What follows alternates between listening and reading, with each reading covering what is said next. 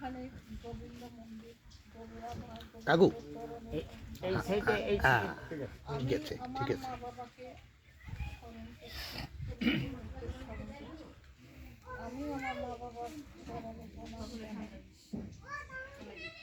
পূর্বপুরুষদের চরণে প্রণাম জানাই, ভক্তবৃন্দের চরণে আমি প্রণাম জানাচ্ছি। এখানে আমরা যে অনুষ্ঠানে আজকে আপনাদেরকে ডেকেছি, ভক্তবৃন্দকে ডেকেছি, একটি মানুষকে পূরণ করার জন্য।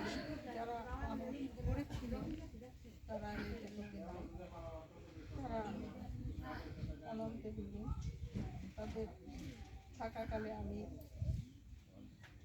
এই মানবটা কমলাকে পাঠাই দেওয়া পারি নাই, সেজন্য তাদের চরণে আমি ক্ষমা প্রার্থনা করি, ঈশ্বরের কাছে ক্ষমা প্রার্থনা করি।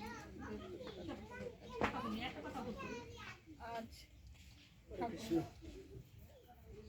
কৃপায় এখানে আয়োজন করেছি মানব পূরণার্থে, আপনাদের সকলের আশীর্বাদ কামনা। ঘটনা ছিল এই যে 1973 সালে এরশাদ আমলে, তখন আমি পড়াশোনা করতাম 83 সালে, তখন আমি পড়াশোনা করতাম শামসুন্নাহার নিজের ছিল নারায়ণগঞ্জে। সেখান থেকে সে আমার সাথে দেখা করার জন্য ঢাকা এসেছিল। ঢাকা আসার পরে ওই সময়ই খুব গন্ডগোল হলো, কয়েকজন ছাত্র মারা গেল, খুব বিশৃঙ্খলা, গোলাগুলি। তখন হয়তো বাড়িতে বাবা মা চিন্তাগ্রস্ত ছিল, কিন্তু তারা আবার সংবাদটা একটু তাদের কোনো খোঁজ পাওয়া যাচ্ছে না, এরকমভাবে বাবা আমি নিজেকে ধরে নিয়ে গেছি। আর আমি আমার সাথে দেখা হয়নি, আমি চলে গেছি। এই খবর পাওয়ার পরে বাবা খুবই উতলা হলেন, চাপ পড়ে গেল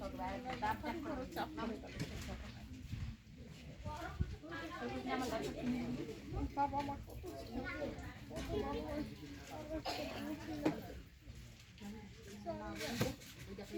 কত পরবর্তীকালে দেখেছি বুঝতে পারো না। এই যে বড় ছেলে বড়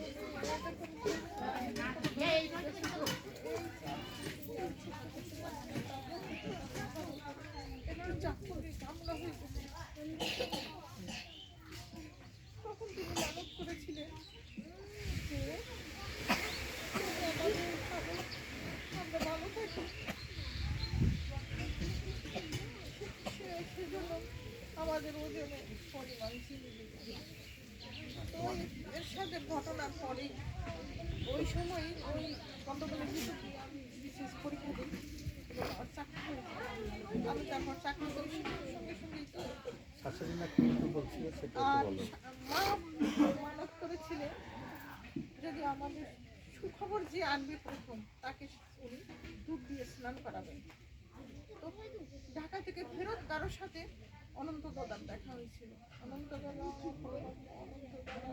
বসন্ত দাদা, কার্তিক দাদা, সদানন্দ দাদা, সতীশ দাদা, মাখন দাদা, এরা যে আমাকে কি স্নেহ করতেন, তাদের চরণে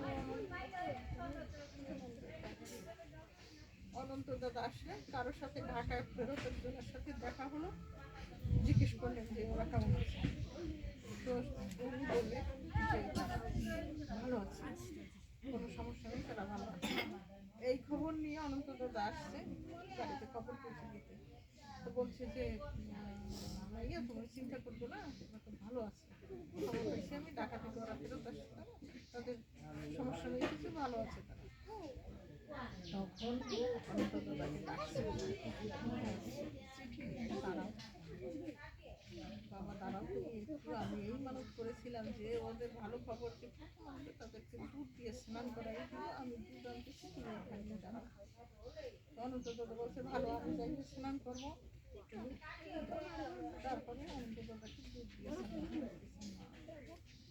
বাবা তাদের চরণে প্রণাম জানাই। ভক্তবৃন্দ আপনারা আশীর্বাদ করবেন, ঈশ্বরের কৃপায় তারা যে মনটা করেছিলেন তা যেন ঈশ্বরের উপলক্ষে করেছিলেন, ঈশ্বরের শ্রীচরণে যেন এই নিবেদন পৌঁছে এবং সকল